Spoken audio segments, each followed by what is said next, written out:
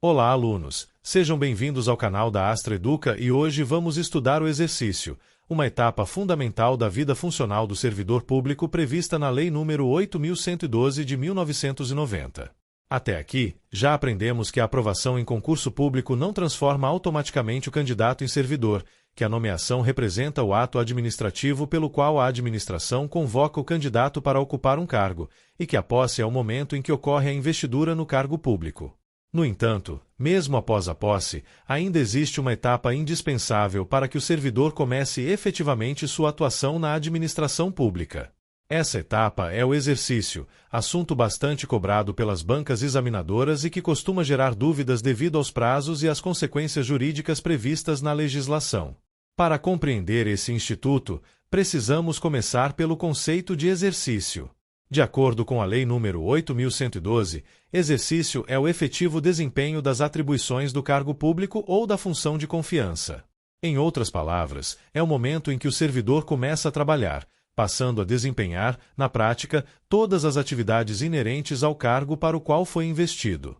Essa definição parece simples, mas ela é extremamente importante para concursos públicos. Observe que a lei utiliza a expressão efetivo desempenho das atribuições. Isso significa que o exercício não ocorre apenas porque o servidor tomou posse. Ele somente se inicia quando o servidor comparece ao local de trabalho e passa efetivamente a executar as atividades correspondentes ao seu cargo. Imagine a seguinte situação. Um candidato é aprovado em concurso público para técnico do Seguro Social do INSS. Após a nomeação, ele comparece ao órgão competente e toma posse dentro do prazo legal. Nesse momento, ele já foi investido no cargo. Entretanto, ainda falta iniciar o exercício. Somente quando ele se apresentar na unidade onde foi lotado e começar efetivamente a desempenhar suas atribuições é que terá início o exercício. Essa diferença entre posse e exercício é uma das maiores fontes de pegadinhas em provas de concursos. A posse representa a investidura no cargo. O exercício representa o início efetivo das atividades funcionais. São atos distintos, cada um com finalidade própria. A Lei nº 8.112 estabelece que o servidor empossado em cargo público deverá entrar em exercício no prazo de 15 dias, contados da data da posse. Esse é um dos prazos mais importantes de toda a legislação e deve ser memorizado pelo candidato. Observe que agora temos dois prazos diferentes. Após a nomeação, o candidato possui 30 dias para tomar posse. Depois da posse, possui 15 dias para entrar em exercício. As bancas examinadoras costumam trocar esses prazos justamente para confundir os candidatos.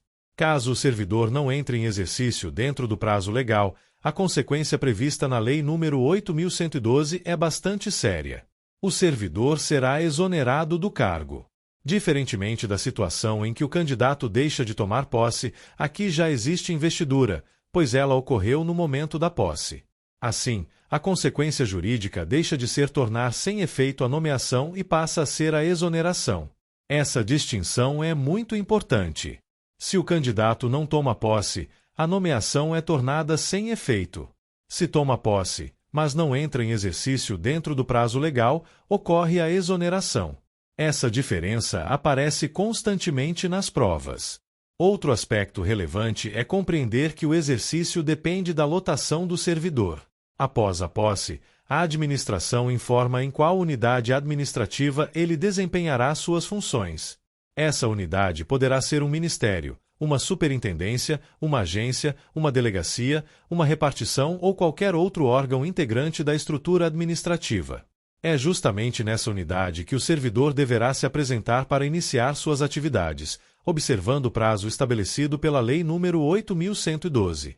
Durante o exercício, o servidor passa a desempenhar todas as atribuições previstas para o cargo, assumindo também os deveres, responsabilidades e limitações estabelecidos pela legislação. A partir desse momento, passa a ter direito à remuneração correspondente ao cargo, sujeita-se ao regime disciplinar, inicia a contagem de diversos prazos funcionais e começa efetivamente sua vida funcional perante a administração pública. É importante destacar que vários direitos previstos na Lei nº 8.112 possuem relação direta com o início do exercício. A contagem do estágio probatório, por exemplo, somente começa quando o servidor entra em exercício. Da mesma forma, diversos prazos relacionados à carreira funcional são calculados a partir desse momento. Outro ponto importante é que o exercício marca o início da prestação efetiva do serviço público. Antes disso, embora já tenha ocorrido a investidura com a posse, ainda não existe desempenho das atribuições funcionais. Imagine um servidor que tomou posse em uma sexta-feira e foi orientado a iniciar suas atividades na segunda-feira seguinte. O exercício somente terá início na segunda-feira, quando ele comparecer ao local de trabalho e começar efetivamente a exercer as funções do cargo. Outro detalhe previsto na Lei nº 8.112 diz respeito às funções de confiança. A legislação estabelece que exercício também corresponde ao efetivo desempenho das atribuições de função de confiança. Isso significa que, quando um servidor é designado para exercer uma função de chefia, direção ou assessoramento, também existe início de exercício em relação àquela função específica. Essa previsão demonstra que o conceito de exercício não se limita apenas ao ingresso inicial no cargo público. Ele também pode ocorrer em outras situações da vida funcional do servidor. As bancas examinadoras costumam elaborar diversas questões envolvendo os conceitos de nomeação, posse e exercício. Um erro muito comum consiste em afirmar que o exercício ocorre antes da posse. Evidentemente, isso está incorreto. A sequência lógica prevista na Lei nº 8.112 é bastante clara. Primeiro ocorre a nomeação, ato praticado pela administração pública. Depois vem a posse, momento em que ocorre a investidura no cargo. Somente após a posse é possível iniciar o exercício, que corresponde ao efetivo desempenho das atribuições. Também aparecem frequentemente questões afirmando que a investidura ocorre com o exercício. Essa afirmação está incorreta. Como vimos na aula anterior, a investidura ocorre com a posse. O exercício apenas marca o início das atividades funcionais.